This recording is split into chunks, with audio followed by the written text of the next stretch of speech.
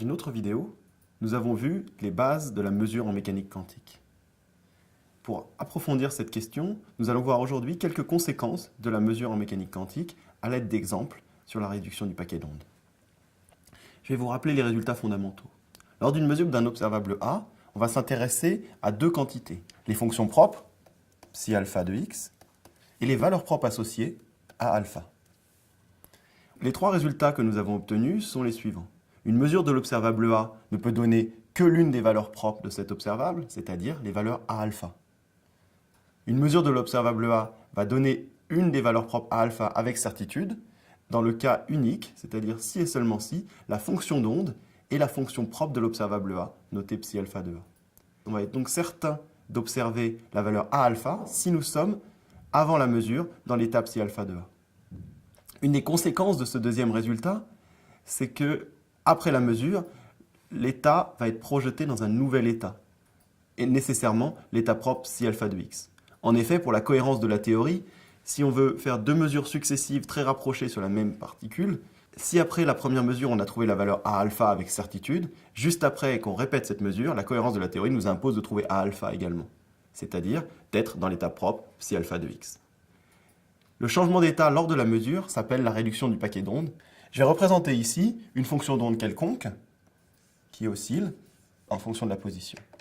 Et je vais également représenter son enveloppe, c'est-à-dire le module carré de cette fonction d'onde sur l'espace. Ce qu'on va faire, c'est qu'on va montrer que le support, c'est-à-dire la zone dans laquelle le module carré de la fonction d'onde est non nul, est entre A et B dans la direction de l'espace. C'est-à-dire que la densité de probabilité de présence est nulle en dehors de A et B, et que la probabilité de mesurer la particule en dehors de l'espace A et B est nulle, strictement. Lorsque je fais une mesure de la position sur ce paquet d'ondes, je vais trouver une valeur qui est un des états propres de ce paquet d'ondes. C'est-à-dire, par exemple, la valeur x0, ici.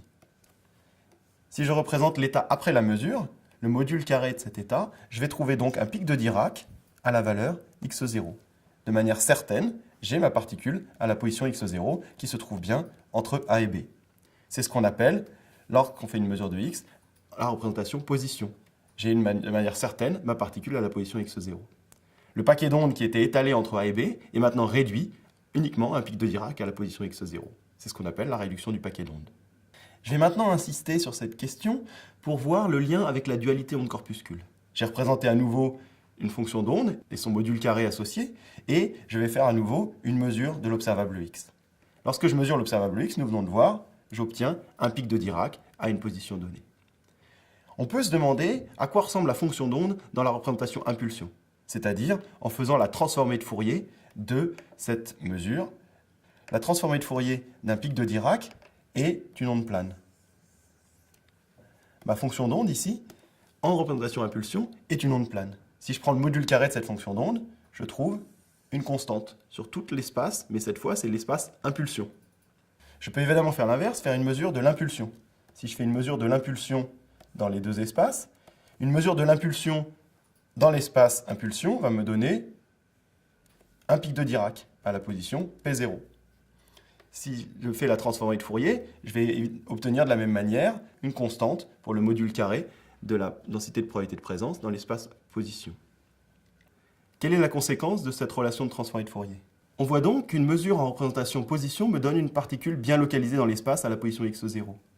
La conséquence de ça, c'est que lorsque je fais une mesure impulsion, j'ai une particule totalement délocalisée, une onde plane dans l'espace position. On voit donc que la mesure va décider du type de comportement qu'a la particule ou l'onde après la mesure. On va avoir soit une particule, soit une onde, selon le type de mesure que l'on a décidé d'effectuer. Avant de continuer, je vous invite à répondre au petit questionnaire qui va s'afficher. Vous venez de traiter de la non-commutation entre l'observable x et l'observable p. Vous avez vu que ces deux observables ne commutaient pas. Nous allons voir quelle est la conséquence lors de la mesure de cette non-commutation. Je refais simplement une mesure de l'observable x. Entre A et B, j'obtiens un pic de Dirac à la position x0. Si maintenant je fais une mesure de l'impulsion, P, je vais également obtenir, comme nous l'avons vu, un pic de Dirac à la position P0. Par transformée de Fourier, je vais obtenir une onde plane en représentation position. Le module carré de cette onde plane étant une constante, je vais avoir une constante sur tout l'espace en représentation, position, après une mesure de l'impulsion. La conséquence de ça est fondamentale pour comprendre la mécanique quantique. Je vais ensuite pouvoir faire une mesure de la position, ici. Lorsque je fais une mesure de la position après cette mesure de l'impulsion, je peux trouver un résultat qui est en dehors de l'espace AB. En effet, la densité de probabilité de présence est constante sur tout l'espace. Il est donc possible pour moi de mesurer un résultat ici, par exemple, x0' en dehors de l'espace AB. Ce qui est important à comprendre, c'est que cette mesure n'était totalement impossible si j'avais fait une mesure directement de la position depuis le paquet d'ondes initial. En effet, la densité de probabilité de présence en dehors de la zone AB est strictement nulle. La probabilité de mesurer une réponse en dehors de AB est donc strictement nulle.